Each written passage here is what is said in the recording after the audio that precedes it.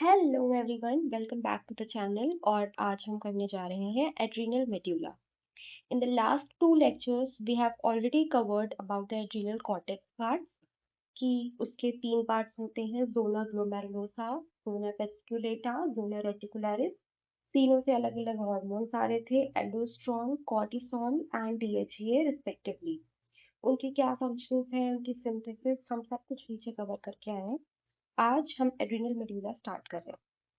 तो before we go on to the main topic, हमें कुछ चीजें पता होनी चाहिए, जो कि मैं आपके लिए एक फ्लो चार्ट बना के लाई हूँ।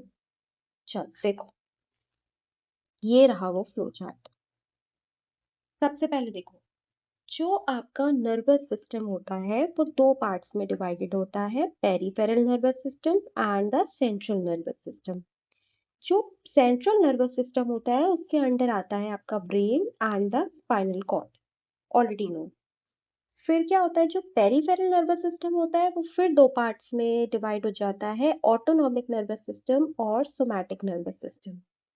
जो आपका ऑटोनॉमिक नर्वस सिस्टम होता है उसमें वो सारे एक्शंस आते हैं जो आपके इनवॉलेंट्री हैं, हमारे कंट्रोल में नहीं है।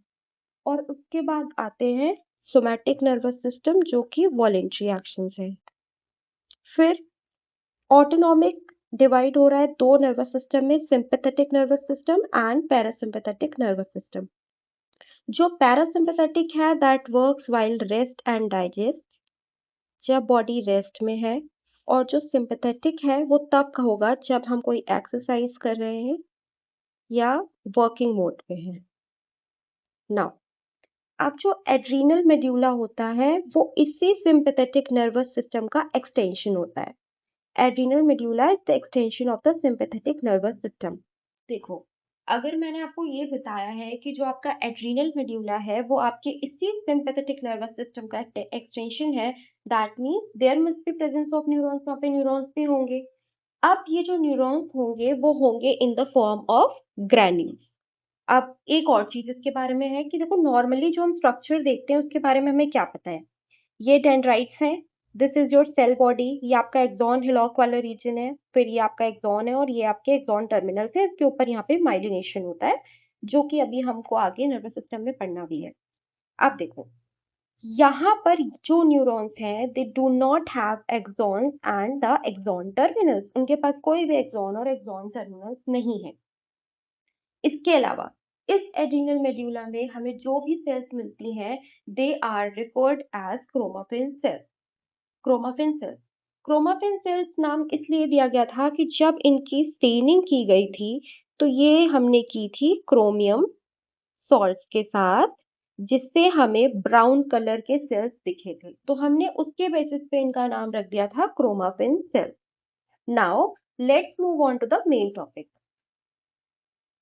Extension of sympathetic nervous system with the presence of specialized neurons। और वो specialized neurons के बारे में हम बता चुके हैं कि without axons होते हैं, without axon terminals होते हैं और in the form of granules होते हैं। यहाँ पर होते हैं क्रोमाफिन सेल्स।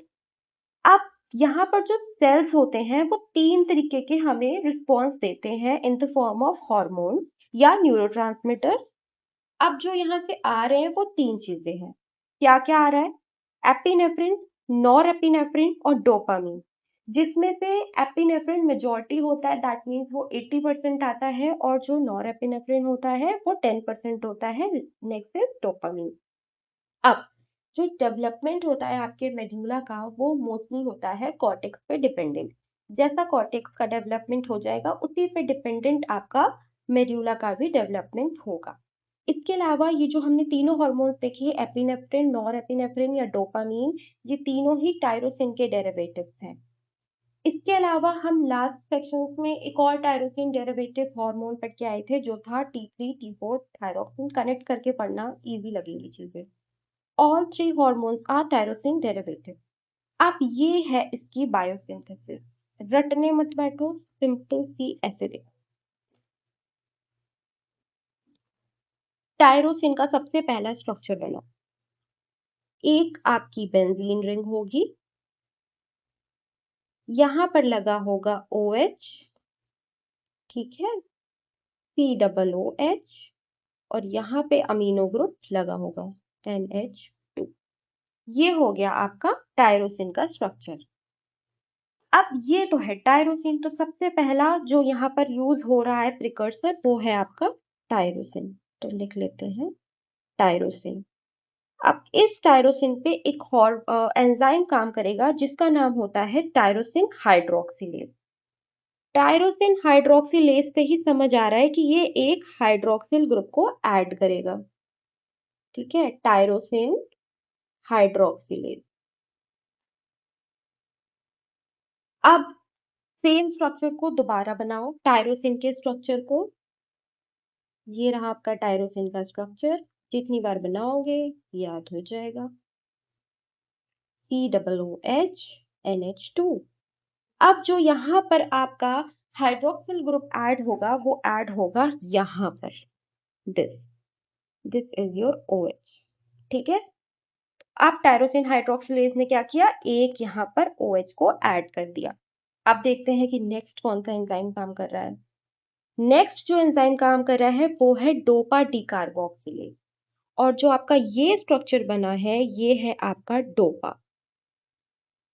ठीक है, अब ये स्ट्रक्चर टायरोसिन का नहीं रह गया, अब ये स्ट्रक्चर हो गया है फिनाइल एलेनिन का। सबसे पहले लिख लो फिनाइल एलेनिन। अगर हम टायरोसिन पे एक और हाइड्रोक्सिल ग्रुप लगा दें तो वो फिनाइल एलेनिन बन जाता है, और यहां हम क्या लिखेंगे, डाई हाइड्रोक्सी। क्यों, क्योंकि यहाँ पर दो हाइड्रोक्सिल ग्रुप ऐड हैं। तो डोपा का फुल फॉर्म समझ आया, डाई हाइड्रोक्सी फिनाइल एलेनिन। अब इस पे नेक्स्ट एंजाइम काम करेगा जो था आपका डोपा डीकार्बोक्सिलेज।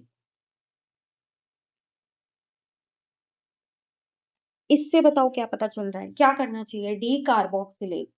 देखो ये रहा स्ट्रक्चर, यानी कि डोपा डीकार्बोक्सिलेज ने जब काम किया तो COOH वाला जो कार्बोक्सिलेज ग्रुप पहले से लगा था वो आपका रिमूव हो गया। चलो सेम स्ट्रक्चर को वापस से बनाएंगे।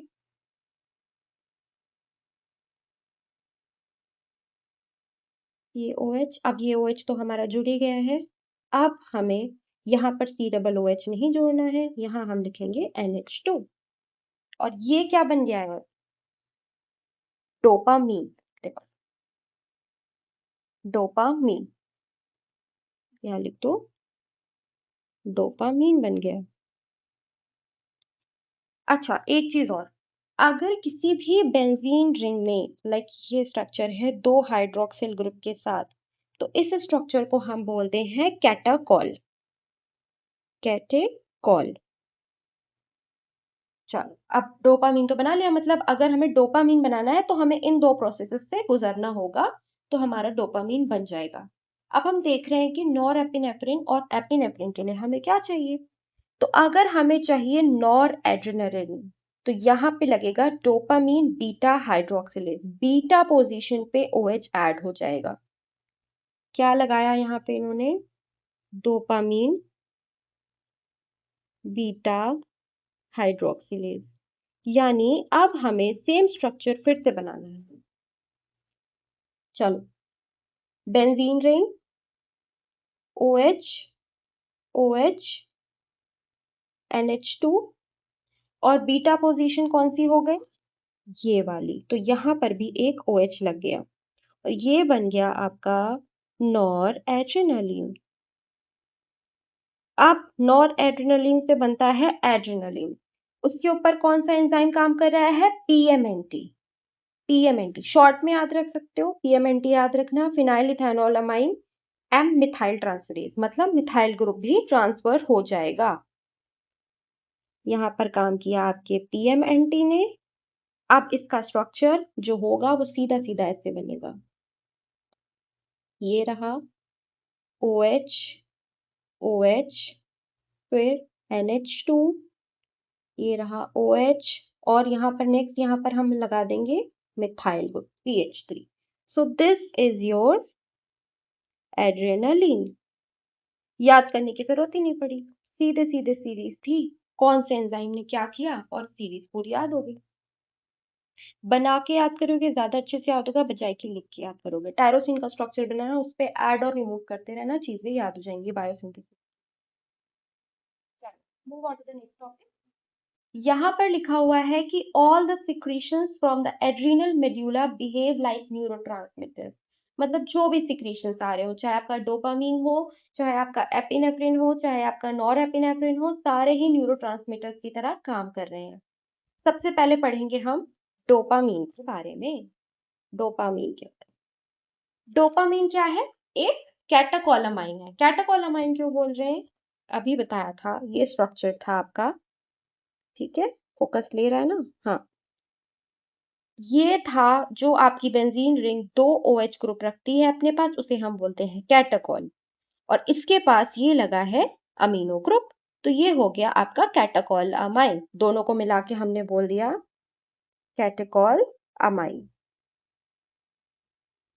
चलो, इसके बाद ये मूड एनहेंसर की तरह काम कर रहा है और sometimes it is inhibitory in nature, और ये इंसुलिन के रिलीज को इनहिबिट करता है। एक बहुत इंपॉर्टेंट बात कि डोपामीन तब रिलीज होगा जब हमारी बॉडी में हाइपोक्सिया होगा। हाइपोक्सिया का मतलब कि जब भी हमारी बॉडी के जो टिश्यूज हैं they are not getting the sufficient oxygen, that is termed as hypoxia. अब जब डोपामीन लो डोज में आता है that is considered as vasodilator. जब हाई डोज में आता है then it is considered as vasoconstrictor. Constrict मतलब ल्यूमेन को पतला करने वाले, डायलेटर मतलब ल्यूमेन को बड़ा करने वाले। अगर यहीं पर डिफिशियंसी हो जाती है that will lead to Parkinson's disease. अब नेक्स्ट पार्ट इज कि आपके जो एड्रेनालिन नॉर एड्रेनालिन के रिसेप्टर्स होते हैं उन्हें हम क्या बोलते हैं? That are adrenergic receptors. अब ये जो एड्रीनर्जिक रिसेप्टर्स हैं ये दो तरीके के होते हैं, alpha adrenergic and beta adrenergic receptors. जो अल्फा एड्रोजेनिक रिसेप्टर्स होते हैं that are again classified into two parts, that is alpha 1 and alpha 2 adrenergic receptors. फिर जो आपके बीटा एड्रोजेनिक रिसेप्टर्स हैं that are two divided into three major parts, that is beta 1 adrenergic receptor, beta 2 adrenergic receptor and beta 3 adrenergic receptors. अब हमें क्या करना है? हमें सिर्फ इनकी मेन चीजें याद रखनी है कि कहाँ पे ये कैसे काम कर रहा है। सबसे पहला देखो, ये जो है ये क्या कराता है? कॉन्ट्रैक्शन कराता है। किसका कराता है? ब्लड वेसल्स का। यानी कि ये वैस्कुलर है और कॉन्ट्रैक्शन करा रहा है, जिसकी वजह से क्या होता है? बीपी बढ़ता है। ठीक है, दैट लीड्स टू बीपी बढ़ता है। अगर कोई ल्यूमेन, अब मान लो आपका बीपी घट गया है, तो क्या होता है कि आपकी जो ल्यूमेन होती है उसे और पतला कर दिया जाता है ताकि प्रेशर मेंटेन हो जाए। ठीक है, तुरंत आप बॉडी में ब्लड नहीं ला सकते, तुरंत आप प्रेशर नहीं मेंटेन कर सकते, तो क्या होता है कि बॉडी हमारी ऑटो रेगुलेशन पे काम करती है और आपकी जो वेसल्स होती हैं उनको ये पतला कर देती है, जिससे वापस प्रेशर वही मेंटेन हो जाता है, और जब वापस प्रेशर मेंटेन होने लगता है they dilate into their original position. फिर अल्फा 2 क्या करती है? ये इनहिबिशन का काम कर रही है। देखो, सब इनहिबिट कर रही है, कोई भी न्यूरोट्रांसमीटर इनहिबिट करेगी। सिलेवरी ग्लैंड हो या पेनक्रियाज हो, उससे जो भी सिक्रीशंस आ रहे हो सबको इनहिबिट करेगा ये। बीटा 1, बीटा 1 आपकी दो चीजों पे काम करता है, heart and kidney. Heart rate को ये बढ़ाता है। ठीक है, हार्ट रेट को ये बढ़ाता है और रेनिन सिक्रीशन को भी ये बढ़ाता है। यानी हार्ट रेट को बढ़ा रहा है और रेनिन सिक्रीशन को बढ़ा रहा है। फिर जो बीटा 2 होता है वो कराता है वेसोडाइलेशन और ब्रोंकोडाइलेशन। दैट मीन्स आपका अल्फा 1 और बीटा 2 एक दूसरे के कॉन्ट्रडिक्टरी काम कर रहे हैं। जो अल्फा 1 था वो कॉन्ट्रैक्शन करा रहा था, किसमें? वेसल्स में, वैस्कुलर में। जो बीटा 2 है वो यहाँ पर वेसोडाइलेशन करा रहा है। बस डिफरेंस ये आ जाता है कि ब्रोंकोडाइलेशन भी साथ में करा रहा होता है, मतलब लंग्स के जो ब्रोंकायोल्स होते हैं उनका भी ये डायलेशन करा रहा होता है। तो ये दोनों आपस में कॉन्ट्रडिक्टी हैं, आपका अल्फा 1 और बीटा 2। फिर जो बीटा 3 होता है ये एडिपोज टिश्यू पे काम कर रहा है और ये इंक्रीज कर रहा है लिपोलाइसिस को। दैट मीन्स आपके जो लिपिड्स हैं वो किस में टूट जाएंगे? फ्री फैटी एसिड्स में टूटेंगे। अब यहाँ पर लिखा हुआ है कि जो आपका नॉर एपिनेफ्रिन है वो किसके थ्रू काम करता है? बीटा 1 एड्रोजेनिक रिसेप्टर के थ्रू काम करता है और हार्ट रेट को बढ़ाता है, that we have already read. और प्रमोट करता है वेसोकॉन्स्ट्रिक्शन को बाय अल्फा 1। ठीक है, अल्फा 1 बीटा 1 में डिफरेंस देखो, अल्फा 1 बीटा 2 में डिफरेंस देखो। थोड़ा सा डिफरेंस करके पढ़ना। अल्फा 2 के बारे में भी ऑलरेडी नो कि इनहिबिशन दे रहा है, ठीक है, चाहे न्यूरोट्रांसमीटर हो, कोई ग्लैंड का सिक्रीशन हो, सब चीजों के लिए इनहिबिशन दे रहा है। अल्फा 1 और जो आपका बीटा 1 है, उसमें डिफरेंस क्या आ रहा है कि जो बीटा 1 है वो हार्ट और किडनी दोनों पे काम कर रहा है, बट हार्ट रेट को बढ़ा रहा है। और जो आपका अल्फा 1 है वो आपका कॉन्ट्रैक्शन करा रहा है। जो आपका बीटा 2 है वो आपका ब्रोंको डायलेशन और वेसो डायलेशन करा रहा है। और alpha 3 sorry beta 3 is very much easy कि वो लिपोलिसिस करा रहा है। Now the very last topic for adrenal medulla is epinephrine. तो देखो, जैसे नॉरएपिनेफ्रिन क्या करता है, वेसोकॉन्स्ट्रिक्शन कराता है, वैसे ही एपिनेफ्रिन भी यहाँ पर वेसोकॉन्स्ट्रिक्शन कराता है। हाइपरग्लाइसेमिक होता है, यानी ब्लड में ग्लूकोज के लेवल को ज्यादा रखेगा। फ्री फैटी एसिड्स कंसंट्रेशन को बढ़ाएगा, यानी लिपोलिसिस को प्रमोट करेगा। जब लिपिड्स टूटेंगे तभी फ्री फैटी एसिड्स आएंगे, तो ये भी फ्री लिपोलिसिस को प्रमोट करता है।